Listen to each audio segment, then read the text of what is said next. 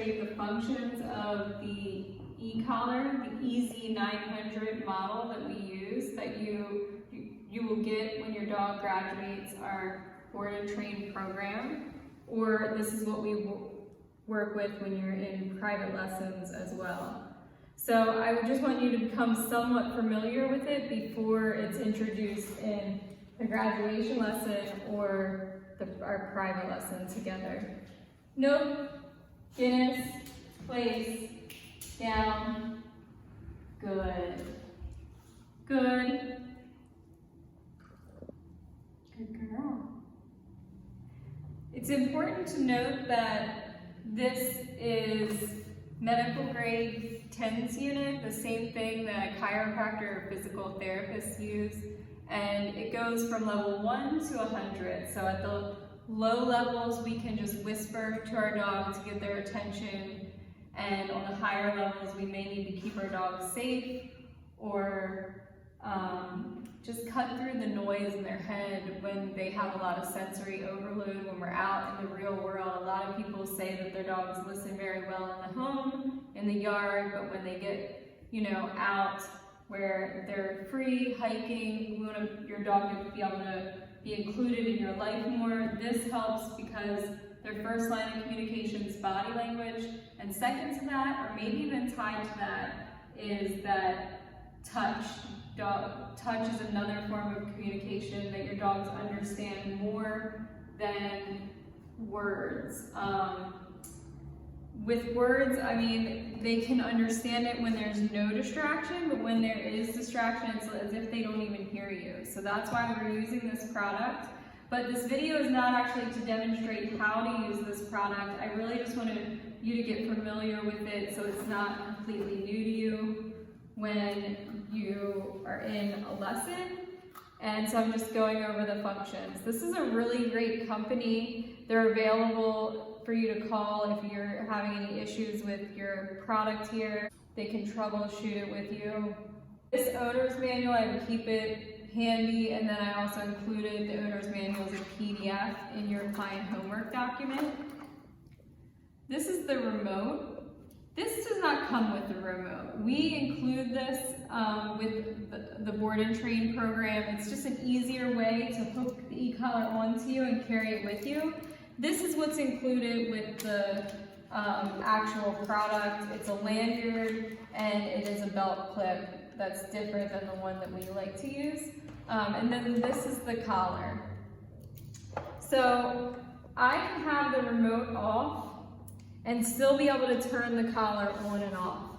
The red dot here and the red dot here, we press those together to turn it off, or bring those together to turn it on.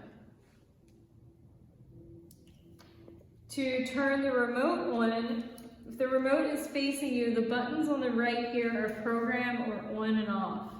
We press and hold the on-off button for, a half a second, and that's how it comes on. Another function when you press this button is that if you press it once, you turn a blinking light on the side of your collar. If you press it again, it's a static light, and if you press it again, it turns off.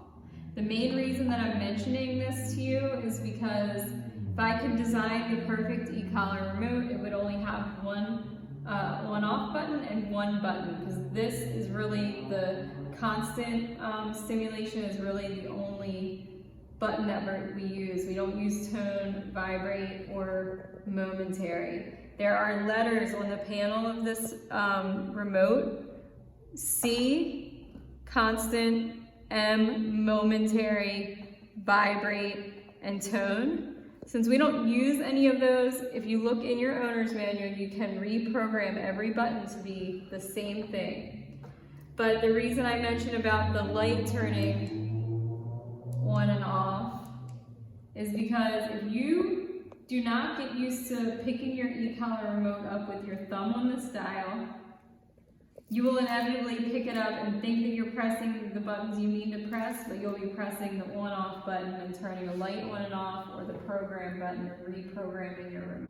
I want you to get really used to when you pick up this remote, when it's clipped to you, that your thumb is what's on the dial. And that way when you use your other fingers to press these buttons, you'll know what buttons you're pressing. This dial turns this level higher on the remote, giving a higher muscle stimulation with the collar. So when you have this at home, get used to feeling how much it goes up in the level when you're pushing your thumb up. When you look at that and it says 1D, that means that this is for one dog, a one dog remote. When you press these buttons, you'll know what they're programmed to depending on what letter you see. But even if you reprogram these, the face is still going to look like CMVT. It's when you press the button that you'll know what it's programmed to. Press and hold the button and you'll see. So to turn the remote on and off, you press and hold. To turn the collar on and off, you bring these two dots together.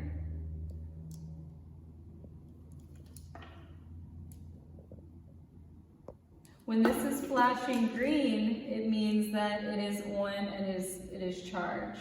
When it flashes amber, it means that it's starting to lose its charge and you may want to think about plugging it in at that time. When it's flashing red, it means that it's nearly dead and you really do need to plug it in order to use it. This also has a battery symbol that shows you the life of the battery. When it gets about halfway, which is 2 bars, it's ready to charge. The way in which we charge these is there is a flap there and an area for the charge on the remote.